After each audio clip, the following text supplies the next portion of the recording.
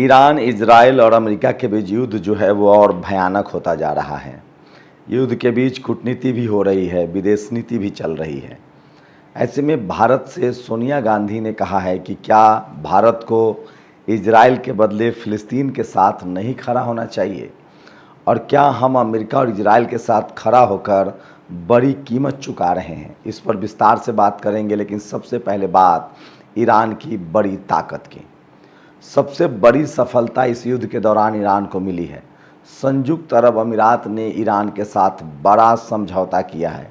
आपको बता दें, यूएई, संयुक्त अरब अमीरात, एक बड़ा देश था जो अब तक अमेरिका के सैनिक अड्डे सबसे ज़्यादा वहाँ थे।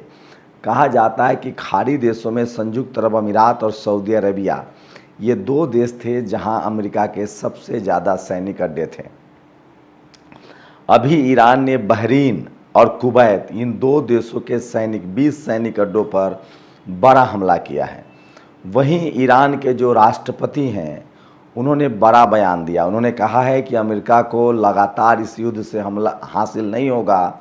वो बेवजह कोशिश कर रहा है। होर्मुज उसके कंट्रोल से बाहर है और होर्मुज पूरी तरह से ईरान के कंट्रोल में है और उसे ईरान ही गाइड करेगा, नियंत्रित करेगा। ये पूरा युद्ध जो है वो तेल और होर्मुज को लेकर है। वहीं विदेश मंत्री अरागची जो है वो इराक के दौरे पर पहुंचे हैं। आपको बता दें कि कहा जाता था कि इराक पर अमेरिका का कब्ज़ा है। मैं पहले दिन से कह रहा हूं कि ईरान की ताकत ने खाड़ी देशों को पूरी तरह से अमेरिका के चुंगल से आज़ाद करा दिया है। साथ ही पूरी दुनिया के देश अब राहत की सांस ले रहे हैं और दुनिया भर के देश, जिस तरह से वेनेजुएला के राष्ट्रपति का अपहरण हुआ, उसके बाद ट्रंप ने कहा कि ग्रीनलैंड पर कब्ज़ा करेंगे, ट्रंप ने कहा क्यूबा पर कब्ज़ा करेंगे, तो ये साफ है कि ये सारे देश अब पूरी तरह से आज़ाद हो गए हैं। वहीं दूसरी तरफ ईरान के साथ रूस और चीन खड़ा है और रूस और चीन दोनों ने बड़ा युद्धाभ्यास किया है, जिसमें अपनी मारक क्षमता दिखाई है। इसका मतलब है कि युद्ध कहीं भयानक तो नहीं होने वाला है। सोचिए, अमेरिका ने ईरान से समझौता के बाद लगातार यूक्रेन को मजबूत करना शुरू किया है, जिसके बाद यूक्रेन जो है वो रूस पर लगातार हमले बढ़ा रहा है। तो इस युद्ध के कई मायने हैं जो आप समझिए। पहली तो कोशिश है, अमेरिका चाहता है कि किसी तरह से हार का बदला लिया जाए और होर्मुज पर पूरा कंट्रोल कर लिया जाए। होर्मुज पर कंट्रोल मतलब ईरान को शिकस्त देना आसान हो जाएगा, लेकिन ये तभी संभव है जब सारे के सारे खाड़ी देश जो हैं वो ईरान के खिलाफ हो जाए और युद्ध में उतर जाएं। लेकिन 28 फरवरी से युद्ध शुरू हुआ था और 28 जून तक, मतलब सोचिए 4 महीना 1 दिन, अगर 29 जून के हिसाब से देखें तो 4 महीना 1 दिन के बावजूद भी ये संभव नहीं हो पाया है।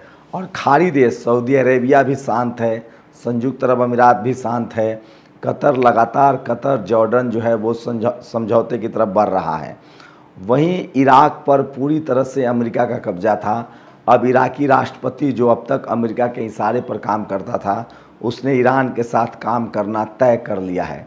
इसका मतलब है कि अमेरिका के लिए ये भी बड़ा झटका है। वही IRGC, ईरानी रिवोल्यूशनरी गार्ड, ने कहा है कि अब अमेरिका के लिए बहुत मुश्किल होने वाली है। अमेरिका ने हर संभव कोशिश कर ली है, उसके युद्धपोत नाकाम हैं, उसके जेट नाकाम हैं और वो किसी भी कीमत पर होर्मुज पर कंट्रोल नहीं कर सकता है। दरअसल ईरान को लग रहा था कि बातचीत के बहाने अमेरिका अवैध तरीके से खाड़ी देशों से बड़े तेल की सप्लाई को होर्मुज के दूसरे रास्ते से ले जाना चाहता है। होर्मुज पर जो रास्ता पहले से बना हुआ है, उसी रास्ते पर आने जाने का ईरान ने परमिशन दे रखा है। ये युद्ध क्यों शुरू हुआ सो समझिए। दरअसल समझौते के मुताबिक ईरान को कम से कम $325 बिलियन अमेरिका को देना है और तभी इजराइल और अमेरिका को कोई भी तेल की सप्लाई मिलेगी, कोई भी उसका शिप जाएगा। दुनिया को पता है कि अमेरिका के पास सिर्फ 40% अब तेल का स्टोरेज बचा हुआ है। अमेरिका की कोशिश थी कि सीज फायर के बहाने होर्मुज खुलवाया जाए और अपना तेल क्षमता को फिर से 4-5 महीने के लिए स्टोर कर लिया जाए और फिर से ईरान पर बड़ा हमला किया जाए। और इसीलिए वो चाह रहा था कि होर्मुज से एक दूसरा रास्ता बने और उस रास्ते से, खासकर कुवैत से या ओमान से, बहरीन से तेल के बड़े, चूँकि ईरान तो तेल देगा नहीं, खाड़ी देशों से भी अगर आपको तेल खरीदना है तो वो होर्मुज से ही जाएगा। और इसलिए अमेरिका एक दूसरा रास्ता बना रहा था और उसकी कोशिश थी कि उस रास्ते से तेल लेकर अपने देश में स्टोरेज जमा लिया जाए। लेकिन ईरान के नेता IRGC वो सब मिशनरी लोग हैं, वो अमेरिका डाल है तो ईरान पात है। ईरान ने साफ कह दिया कि जब तक $325 का हर्जाना नहीं दोगे, बिलियन का, जब तक तुम्हारी बैरिकेडिंग नहीं हटेगी तब तक अभी हम तुम्हारे शिप, तेल से भरे शिप कम से कम नहीं जाने देंगे अमेरिका। ईरान ने कहा था कि हम जो खाने पीने की चीज़ें, जो बाकी ज़रूरतें की चीज़ें दुनिया भर की, उसका ट्रेड आना जाना शुरू कर सकते हैं, लेकिन अगर कोई ये चाहे कि समझौते के बगैर और $325 बिलियन हर्जाना दिए बगैर अगर कोई हेरमुज से तेल ले जाना चाहे, और ख़ासकर अमेरिका और इजराइल, तो ये संभव नहीं है। यही पूरा मामला फंसा है। दरअसल डोनाल्ड ट्रंप की कोशिश है कि किसी भी तरह से ईरान से तेल और गैस ले लिया जाए, होर्मुज के रास्ते तेल और गैस का भंडार कर लिया जाए और उसके बाद फिर से ईरान पर हमला किया जाए। ईरान को इस बात का अंदेशा है और इसीलिए ईरान के जो विदेश मंत्री अरागची, वो अभी लगातार वो विदेश दौरा कर रहे हैं। वो अभी इराक में हैं और इराकी मिलिशिया ने साफ कहा है कि इस युद्ध में हम आपके साथ हैं। वहीं दुनिया को पता है कि रूस और चीन और नॉर्थ कोरिया ये पूरी तरह से जो हैं वो ईरान के साथ हैं। इजराइल के खिलाफ भी नई रणनीति पर ईरान काम कर रहा है। हमास, हूती और हिजबुल्ला, ये तीनों जो हैं वो पूरी तरह से अब युद्ध में आ गए हैं और खबर आ रही है कि लगातार हिजबुल्ला के पास ईरानी ड्रोन्स और मिसाइलें पहुंच रही है और उससे भी अब इजराइल पर हमला किया जाएगा। तो अमेरिका की तमाम कोशिशों के बावजूद होर्मुज पर उसका कंट्रोल नहीं है। अमेरिका में 2 महीने का तेल और गैस का भंडार है। ईरान ने 2 बड़े शिप जो अमेरिका जा रहा था, जिसमें तेल भरे थे, कच्चा तेल, 2 लाख बैरल डॉलर प्रति शिप, उसको डुबा दिया है, क्योंकि ईरान को पता है कि अगर अमेरिका के पास 6 महीने 1 साल का तेल का स्टोरेज हो गया तो वो फिर हम पर हमला करेगा और हमें हर्जाना नहीं देगा। जबकि समझौता हुआ था कि $320 बिलियन का हर्जाना देना है, उसके बाद ही आप होर्मुज से आ जा सकते हैं। तो आप इसी से अंदाज़ा लगा सकते हैं कि डोनाल्ड ट्रंप नेता के नाम पर एक धब्बा हैं। वो इंटरनेशनल समझौता को नहीं मानते हैं और वो लगातार कॉन्स्पिरेसी थ्योरी पर काम करते हैं। एक तरफ ईरान को फंसाने के लिए इजराइल से हमला करवाना ताकि ईरान का ध्यान लेबनान युद्ध पर चला जाए, और उधर से वो शिप, बड़े बड़े शिप जो कार्गो शिप हैं, उसमें तेल का लेकर अमेरिका अपना तेल स्टोरेज बढ़ाना चाहता है। इसीलिए ताज़ा हमला हुआ और ईरान चौकन्ना है। ईरान के जो नेता हैं वो भी चौकन्ने हैं, IRGC चौकन्ना है और इसी कड़ी में ईरान लगातार हवाई हमले कर रहा है। अमेरिका ने कोशिश की थी कि होर्मुज के आसपास जो ईरान का बड़ा रक्षा तंत्र है, IRGC के जो पूरे सैनिक है, उसके ड्रोन्स, जो ड्रोन फायरिंग के अड्डे हैं, चाहे वो ड्रोन्स चलाने के अड्डे हों, चाहे मिसाइल्स को जो लॉन्च करने के जो ठिकाने हों, उस पर हमला किया जाए। लेकिन इस दौरान अमेरिका के फिर से कई जेट गिरे। अमेरिका के खिलाफ ईरान की तैयारी बहुत बड़ी है और जहां से अमेरिका के जेट उड़ते हैं, बहरीन से, कुवैत से, उन देशों पर अभी भी ईरान लगातार हमला कर रहा है।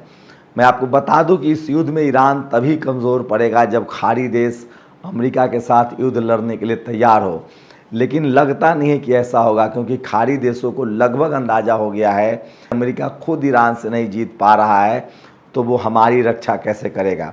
दुनिया भर के जानकार बता रहे हैं कि अमेरिका अपनी साख के लिए लगातार जूझ रहा है। डोनाल्ड ट्रंप एक झूठे राष्ट्रपति के तौर पर याद किए जाएंगे और बेंजामिन नेतन्याहू के इशारे पर वो नाच रहे हैं। मतलब ये युद्ध लंबा चलेगा, बहुत लंबा चलेगा।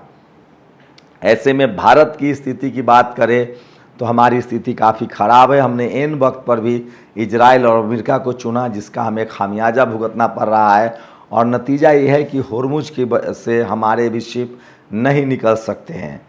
तो लेकिन एक बात है कि ईरान ने हमेशा से कहा है कि हम भारत के पार्टनर हैं, भारत को हम तेल बेचना चाहते हैं और भारत चाहे तो हमसे सीधे तेल खरीद सकता है। रूस भी अभी भी भारत के साथ बना हुआ है। रूस लगातार कह रहा है कि भारत जितना तेल चाहे वो हमसे खरीद सकता है, लेकिन भारत सरकार अमेरिका के साथ जो ट्रेड डील कर रही है, अमेरिका के वजह से अमेरिका लगातार प्रतिबंध लगा रहा है कि आप ईरान से और रूस से तेल नहीं खरीद सकते हैं। इसलिए सोनिया गांधी ने कहा है कि क्या भारत को इजराइल और अमेरिका के बदले ईरान के साथ खड़ा होना चाहिए, फ़िलिस्तीन के साथ खड़ा होना चाहिए। अगर अमेरिका की बात करें तो यूरोप ने लगभग इस युद्ध से अपने आप को अलग कर लिया है, लैटिन अमेरिकी देशों ने अलग कर लिया है, एशिया का कोई देश उसके साथ खड़ा नहीं है, अफ्रीका का कोई देश इस युद्ध में उसमें शामिल नहीं है। इसका मतलब साफ है कि खाड़ी देश अब कम से कम ईरान के खिलाफ तो हमला नहीं करेंगे, क्योंकि अगर उनको ईरान पर कार्रवाई करनी होती, हमला करना होता, तो वो अब्राहम एकॉर्ड पर दस्तखत करते। तो इजराइल की वजह से कोई भी खाड़ी देश ईरान पर सीधे हमला नहीं करेगा, और उस स्थिति में ईरान मजबूत स्थिति में है, और ईरान लगातार खाड़ी देशों से अमेरिकी ठिकानों को ख़त्म कर रहा है। और ईरान अब पूरी तरह से समझ गया है कि अमेरिका सिर्फ उसके साथ धोखाधड़ी कर रहा था, वो सीज फायर के बहाने तेल स्टोरेज बढ़ा रहा था। इसलिए होर्मुज अब पूरी तरह से बंद कर दिया गया है, और सारे तेल स्टोरेज जो हैं वो अब पूरी तरह से अमेरिका तेल स्टोरेज नहीं कर पा रहा है, और ईरान का होर्मुज पर कंट्रोल हो गया है। वहीं लगातार IRGC जो है वो लगातार मिसाइल और ड्रोन से अटैक कर रहा है। अमेरिका के फिर से कई जेट गिरे हैं। इसका मतलब है कि ट्रंप की लगातार कोशिश के बावजूद वो ईरान पर कंट्रोल नहीं कर पा रहा है, जबकि ईरान के साथ रूस और चीन है। ईरान ने एक बड़ा समझौता किया है, और उसने कहा है कि हम अपने पड़ोसी देशों से, खासकर मित्र देशों से, मतलब ईरान, रूस और चीन से बड़ा हथियार सौदा करने जा रहा है, और वो बड़ा डील कर रहा है। लगातार इस तरह के अपडेट से हमारे साथ जुड़े रहिए। हमारी कुछ मजबूरी है, हम वीडियोज़ नहीं दिखा सकते कॉपीराइट की वजह से, लेकिन हम सिर्फ और सिर्फ आपको सच बताते हैं। शुक्रिया। नेशनल दस्तक की आपसे गुजारिश है कि अगर इसको बचाना चाहते हैं तो नेशनल दस्तक को सब्सक्राइब करने के लिए रेड कलर के सब्सक्राइब बटन को दबाएं, फिर बेल आइकन की घंटी दबाएं। नेशनल दस्तक को बचाने के लिए बहुत ज़रूरी है कि हर खबर को शेयर करें, लाइक करें, कमेंट जरूर करें।